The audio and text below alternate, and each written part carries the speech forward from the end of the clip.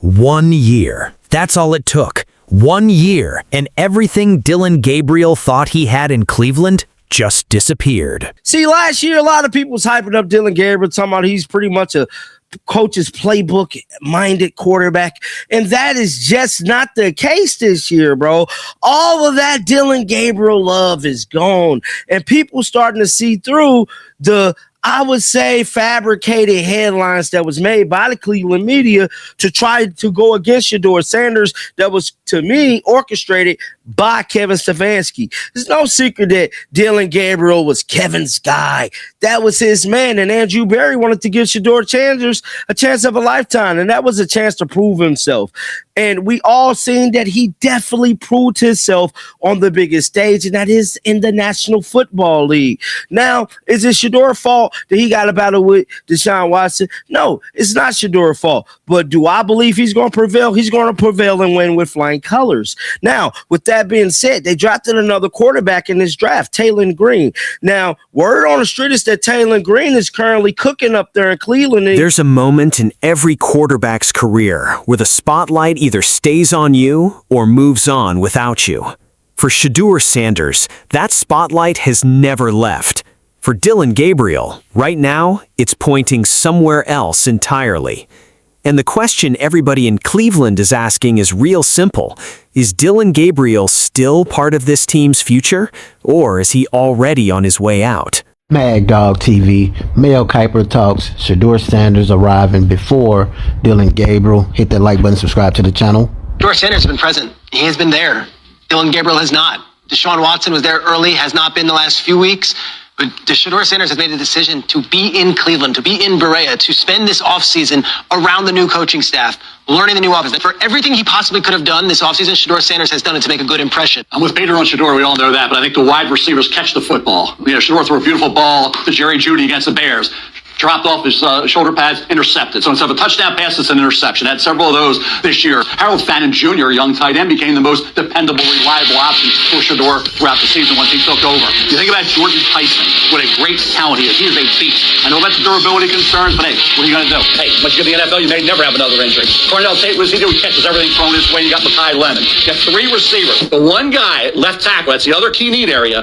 If you get the receiver, left tackle Monroe Freeland, best pure left tackle in this draft coming out of Georgia. How they finesse this left tackle wide receiver need with 6 and 24 is going to be, I think, one of the most fascinating aspects around. Rewind to last year. People genuinely liked what they saw in Dillon Gabriel coming out of the draft. Smart kid, good football IQ, the kind of quarterback coaches love because he doesn't do too much, doesn't freelance, stays in the pocket. Cleveland media ran with that, built him up, articles, segments, the whole thing. But here's what nobody was saying out loud. A lot of that positive press, it felt constructed. It felt like a narrative being managed. Because behind the scenes, head coach Kevin Stefanski had his guy. Gabriel was Kevin's quarterback. That was clear. And when the front office had a different opinion, specifically when GM Andrew Berry saw something different in Shedeur Sanders, there was real friction in that building. That tension played out all year, and by the time the season ended with Gabriel benched, the whole experiment started to unravel. Now let's talk about the other side of this story, because Shedeur Sanders didn't ask for any of this drama. He just showed up, put the work in, and let his game do the talking. And it did. When Shedeur got his opportunity in the NFL, a real opportunity, not just a courtesy rep, people saw it. The velocity on his passes, the poise in the pocket, the way he commands a huddle. It wasn't just potential anymore. It was real. Now, is it all perfect? No. He's still got things to prove. Every young quarterback does. But the foundation Shedeur has shown, that's not something you fake. That's not something Cleveland media can manufacture for you. He earned every bit of where he stands right now in that QB room. And Browns fans, they feel it. You can see it. The excitement around Shedeur is real, not just because of who his father is, but because of who he is becoming. Since Taylen Green has came into the picture, the Cleveland Browns have to go about this whole competition situation in a totally different light. Now, Andrew Berry has not went on record and stated that he will be getting rid of Dillon Gabriel, but it is looking very spooky in the city of Cleveland because we seen this last year. They went into training camp with 4 quarterbacks. By the end of training camp or before the end, one of those quarterbacks was gone. And we ultimately know that's how we got some draft picks for the 2026 draft was because they traded Kenny Pickett. Now, when Kenny Pickett did leave, Here's where things get genuinely complicated. The Browns didn't just draft Shedeur Sanders and call it a day. They went out and grabbed rookie quarterback Taylen Green, a 6'6" dual threat with freakish athleticism. 6th-round pick. A lot of people overlooked it at first. They shouldn't have, because word coming out of Cleveland is that Taylen Green has been impressive in rookie minicamp. Not just for a rookie, just impressive, full stop. And now you've got 4 quarterbacks on one roster: Shedeur Sanders, Deshaun Watson, Taylen Green, and Dillon Gabriel. The math doesn't work for all 4 of them. It never does. One of these guys is going to be the odd man out before training camp ends. The Browns have been here before. Last year, they carried 4 QBs into camp and traded Kenny Pickett before it was over. That trade brought them draft capital heading into 2026. So don't act like this front office won't do it again. Right now, based on everything being reported, that odd man out is pointing directly at Dillon Gabriel. To his credit, Gabriel has been composed about all of it. When reporters asked him about his future, he didn't deflect or get emotional. He said he's focused on what he can control, trusting the process, trusting God's plan. And honestly, that's a mature answer. That's the right answer. But here's the reality nobody wants to say. Staying calm doesn't change the depth chart. Staying positive doesn't change the fact that Taylen Green is stealing attention in minicamp.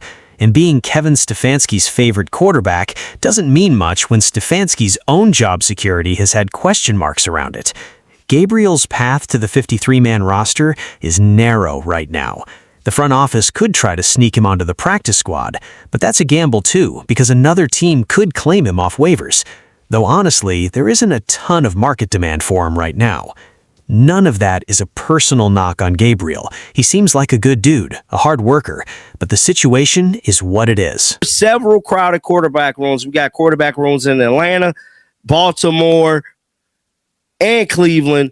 And what's crazy is that all these teams got to play each other, and they all have crowded quarterbacks rooms.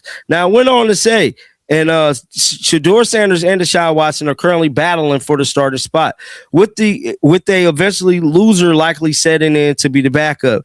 The Browns have yet to establish a clear pecking order, but Dillon Gabriel's path to the 53-man roster is increasingly narrow. The real headline battle in Cleveland is Shedeur Sanders and Deshaun Watson for that starting job. And look, Watson's contract situation is well documented. Everybody knows that story.